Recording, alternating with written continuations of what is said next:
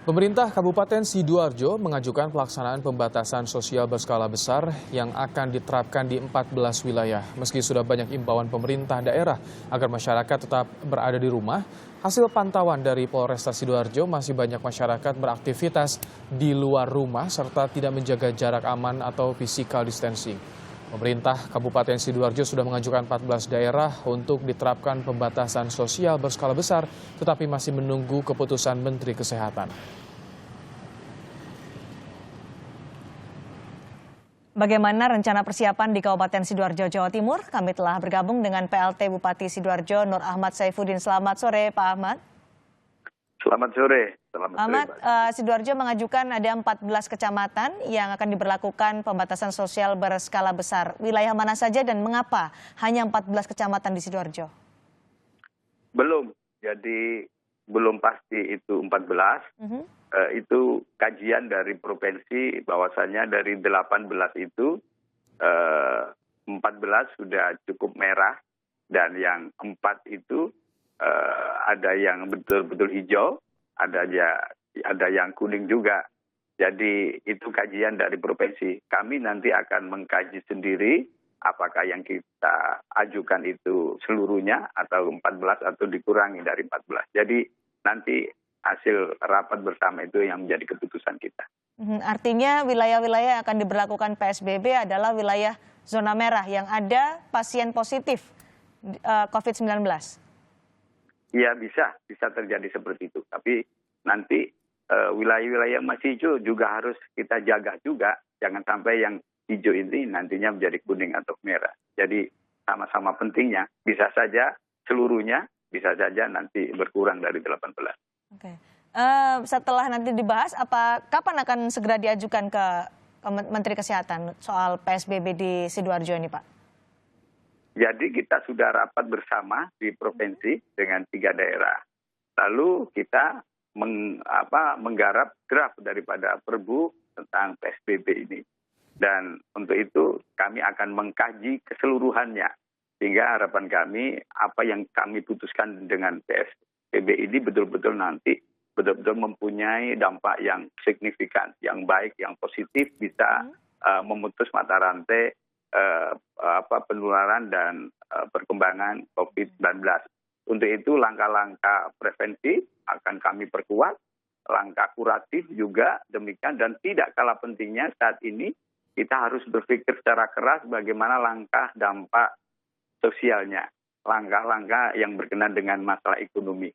Ini menjadi stressing kuat bagi kami, jadi jangan sampai justru dengan PSBB ini nanti ekonominya akan menjadi akut, menjadi jatuh. Ini juga menjadi kajian untuk kita semua di Kabupaten Sidoarjo. Jadi apa yang akan dilakukan, Pak, untuk menjaga perekonomian ini? Apakah industri, karena mengingat di beberapa wilayah di Sidoarjo adalah sentra-sentra industri, apakah mereka masih diperbolehkan untuk beroperasi? Dan juga bagaimana dengan mereka yang bekerja harian, dalam hal ini adalah kaki lima, kemudian juga pedagang-pedagang lainnya di Sidoarjo? Jadi banyak hal paket yang akan kami laksanakan. Satu, stimulus ekonomi. Stimulus ekonomi ini adalah bagaimana kita bisa mengurangi beban masyarakat golongan menengah ke bawah. Seperti bagaimana retribusi pajak, orang-orang yang berdagang di pasar dan lain sebagainya, orang-orang yang berada di flat, rumah susun dan lain sebagainya. Itu kami berikan nanti stimulus yang baik atau kita bebaskan selama 2 atau 3 bulan.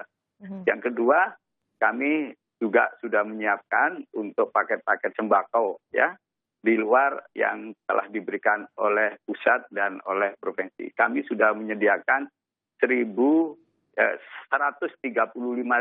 sembako yang akan kami bagi selama 2 bulan. Mulai saat ini sudah kami bagikan ke beberapa kecamatan. Jadi ada 135 sembako kami berikan selama 2 bulan. Juga ada lagi yang nanti ada masyarakat yang tidak terdata pada DTKS, tidak terdata 135.000 itu, kami juga sudah menyediakan 24.000 paket. Juga begitu pula dari donasi swasta juga kami akan manfaatkan sebaik-baiknya. Soal industri di Sidoarjo bagaimana Pak? Karena industri besar dan sedang di Sidoarjo ini ada 961 industri, pekerjanya mencapai 164.650 orang. Akan seperti apa terhadap mereka ini? Kalau menurut kami yang bekerja di perusahaan itu ada 1.300.000 lebih, ya. Jadi 1.300.000 lebih. Perlu diketahui saat ini yang sudah mengajukan untuk PHK dan juga dirumahkan itu tercatat sudah 11.000. Dan ini harus menjadi atensi bagi kita, pertimbangan bagi kita. Untuk itu sesuai dengan PSBB, ini mohon diketahui ya, ini PSBB, bukan lockdown, ya, bukan karantina. Jadi masih ada fleksibilitas yang nantinya akan kami berikan kepada pengusaha. Nanti pengusaha akan kami petakan.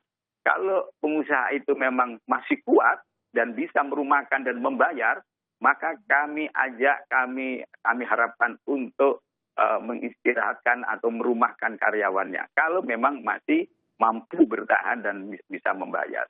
Kalau seumpama tidak ada kekuatan untuk itu, mungkin bisa membayar separuh dan lain sebagainya. Kami ajak berunding para karyawannya. Apakah berkenan dengan itu?